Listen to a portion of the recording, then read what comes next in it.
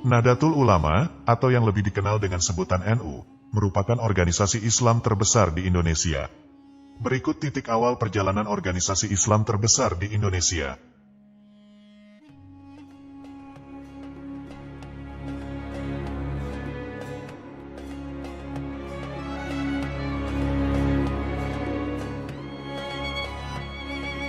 Jauh sebelum terbentuknya Nahdlatul Ulama, pada tahun 1916, kalangan pesantren gigih melawan kolonialisme dengan membentuk organisasi pergerakan seperti Nahdlatul Wathon atau Kebangkitan Tanah Air, Nahdlatul Fikri atau Kebangkitan Pemikiran, dan Nahdlatul Tujar, pergerakan kaum Sudagar di tahun 1918.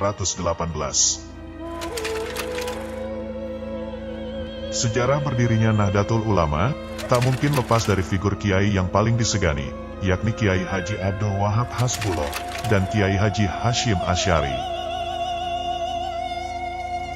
Dikutip dari website resmi Nahdlatul Ulama, pendirian Nahdlatul Ulama digagas oleh para kiai ternama dari Jawa Timur, Madura, Jawa Tengah, dan Jawa Barat yang menggelar pertemuan di kediaman Kiai Haji Wahab Hasbullah. Selain itu, pertemuan para kiai tersebut juga merupakan prakarsa dari Kiai Haji Hasyim Asy'ari. Yang dibahas pada waktu itu adalah upaya agar Islam tradisional di Indonesia dapat dipertahankan. Pada awal tahun 1926, terjadi rapat antar organisasi Islam yang menyatakan akan mengirim 2 utusan ke Mekah untuk menghadap Raja Ibnu Saud. Kiai Wahab mengusulkan delegasi tersebut membawa persoalan mengenai praktik keagamaan Islam tradisional di Indonesia. Namun, usul tersebut ditolak dengan tegas oleh kelompok Islam reformis kala itu. Penolakan itulah yang kemudian membuat golongan Islam tradisional memutuskan akan mengambil jalan sendiri untuk menghadap Raja Ibnu Saud untuk memperjuangkan kepentingan mereka.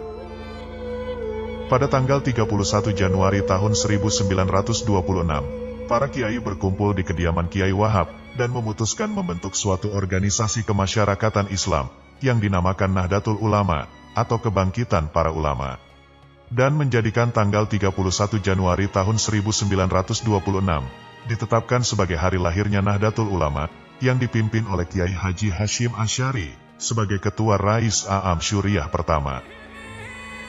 Nahdlatul Ulama menganut paham Ahlussunnah wal Jamaah atau Aswaja, merupakan sebuah pola pikir yang mengambil jalan tengah antara ekstrim akli atau rasionalis dengan kaum ekstrim nakli atau skripturalis.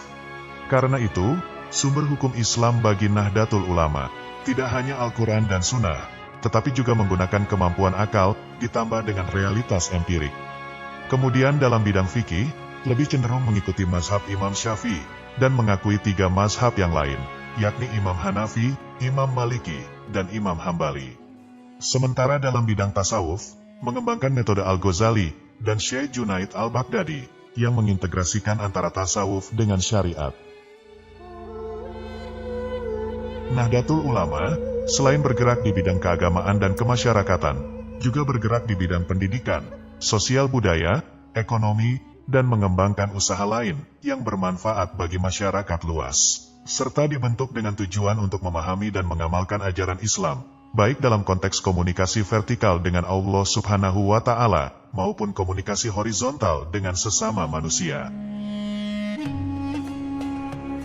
Pendukung atau simpatisan Nahdlatul Ulama dapat kita lihat berdasarkan hasil riset yang dikeluarkan oleh Lingkaran Survei Indonesia atau LSI pada 18 sampai tanggal 25 Februari tahun 2019. Nahdlatul Ulama didaulat sebagai ormas terbesar di Indonesia. Pasalnya, hasil survei tersebut menetapkan Ormas Nahdlatul Ulama pada posisi teratas dengan jumlah persentase 49,5%.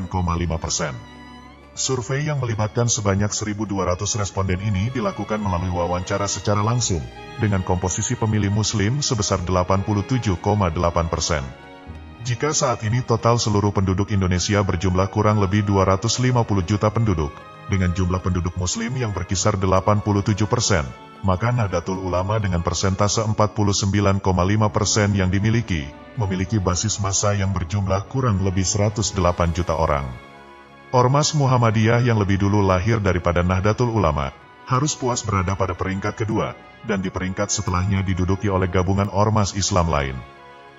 Apabila dilihat berdasarkan lokasi dan karakteristiknya, mayoritas pengikut Nahdlatul Ulama terdapat di Pulau Jawa, Kalimantan, Sulawesi, dan Sumatera.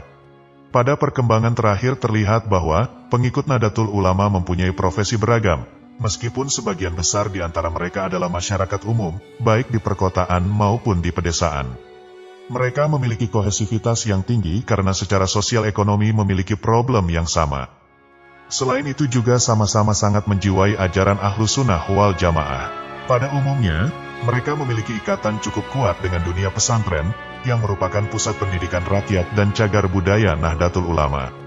Hal ini dikarenakan amaliyah Nahdlatul Ulama yang dapat diterima oleh kalangan masyarakat biasa yang notabene bukan lulusan pesantren, yang sekaligus menjadi ciri khas Nahdlatul Ulama, seperti tahlilan, maulid nabi, ziarah kubur, manakipan, istighozah, sholawatan, dan masih banyak lagi lainnya. Dikutip dari berbagai sumber, pendiri Nahdlatul Ulama mempercayakan pembuatan lambang Nahdlatul Ulama kepada Kiai Haji Ridwan Abdullah. Kala itu beliau telah berusia 63 tahun. Beliau adalah seorang kiai yang alim, tetapi memiliki kelebihan lain yaitu terampil melukis. Kiai Haji Hashim Asy'ari memberikan 2 syarat atau kriteria lambang Nahdlatul Ulama, yaitu tidak meniru lambang lain, dan harus memiliki haibah atau wibawa, dan tidak membosankan sampai kapanpun. Akhirnya pada suatu malam dengan harapan muncul inspirasi atau ilham, pada saat orang lelah terlelap tidur, Kiai Haji Ridwan Abdullah mengambil air wudhu kemudian melaksanakan sholat istihoroh. Setelah itu beliau tidur sejenak. Dalam nyenyaknya tidur beliau bermimpi melihat sebuah gambar di langit yang biru dan jernih. Nampak seperti bola dunia dikelilingi bintang dan tali penyambung dan pengait. Kemudian secara sah, lambang Nahdlatul Ulama diresmikan pada 16 Rajab tahun 1344 bertepatan dengan tanggal 31 Januari tahun 1926, dengan jenis organisasi serta dengan tujuan keagamaan dan sosial.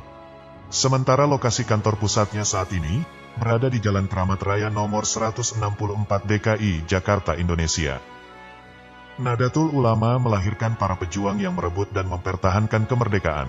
Meski para pahlawan dari Nahdlatul Ulama dan pesantren terbilang banyak, tetapi hanya beberapa nama yang kemudian mendapat gelar pahlawan nasional. Berikut beberapa nama tokoh-tokoh Nahdlatul Ulama yang mendapat gelar pahlawan tersebut.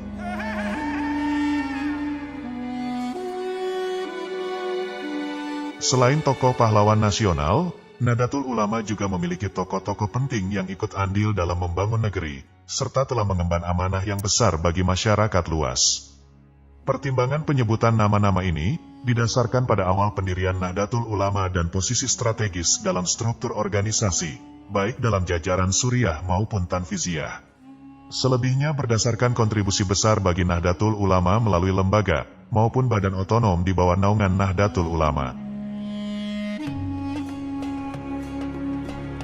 Lembaga adalah perangkat departementasi organisasi Nahdlatul Ulama yang berfungsi sebagai pelaksana kebijakan Nahdlatul Ulama, berkaitan dengan kelompok masyarakat tertentu dan atau yang memerlukan penanganan khusus.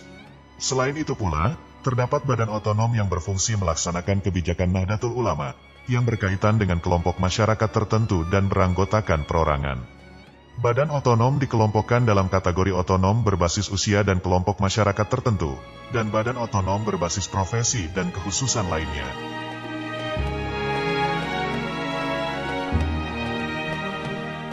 Gagasan baru tentang Islam Nusantara secara resmi dideklarasikan oleh Nahdlatul Ulama pada tahun 2015. Pro kontra terhadap sebuah gagasan baru itu datang silih berganti. Bahkan tak jarang yang menuduh dan memberikan stigma negatif, tanpa berdialog terlebih dahulu dengan komunitas yang memunculkan gagasan tersebut. Dalam hal ini adalah organisasi Islam Nahdlatul Ulama. Guru Besar Filologi Islam UIN Jakarta, Oman Faturrahman mengatakan bahwa Islam Nusantara itu adalah Islam Nusantara yang empirik dan distintif, sebagai hasil interaksi, kontekstualisasi, indigenisasi, penerjemahan, vernakularisasi Islam universal dengan realitas sosial, budaya, dan sastra di Indonesia. Kini Islam Nusantara telah melekat pada diri Nahdlatul Ulama. Bahkan tidak hanya itu, pada Juni tahun 2015, Presiden Joko Widodo telah secara terbuka memberikan dukungan kepada Islam Nusantara, yang merupakan bentuk Islam yang moderat dan dianggap cocok dengan nilai-nilai budaya Indonesia. Untuk pertama kalinya Nahdlatul Ulama terjun pada politik praktis, pada saat menyatakan memisahkan diri dengan Masyumi pada tahun 1952, dan kemudian mengikuti pemilu 1955. Nahdlatul Ulama cukup berhasil dengan meraih 45 kursi DPR dan 91 kursi konstituante. Pada masa demokrasi terpimpin, Nahdlatul Ulama dikenal sebagai partai yang mendukung Insinyur Soekarno, dan bergabung dalam Nasakom atau nasionalis, agama dan komunis. Nahdlatul Ulama kemudian menggabungkan diri dengan Partai Persatuan Pembangunan pada tanggal 5 Januari tahun 1973, atas desakan penguasa Orde Baru mengikuti pemilu 1977 dan 1982 bersama P3. Pada Muktamar Nahdlatul Ulama di Situbondo, Nahdlatul Ulama menyatakan diri untuk kembali ke HITA 1926, yaitu untuk tidak berpolitik praktis lagi. Namun setelah reformasi 1998, muncul partai-partai baru yang mengatasnamakan Nahdlatul Ulama, yaitu Partai Kebangkitan Bangsa yang dideklarasikan oleh Kiai Haji Abdurrahman Wahid atau yang lebih dikenal dengan Gus Dur. Pada pemilu 1999 PKB memperoleh 51 kursi DPR dan bahkan mengantarkan Kiai Haji Abdurrahman Wahid sebagai Presiden Republik Indonesia.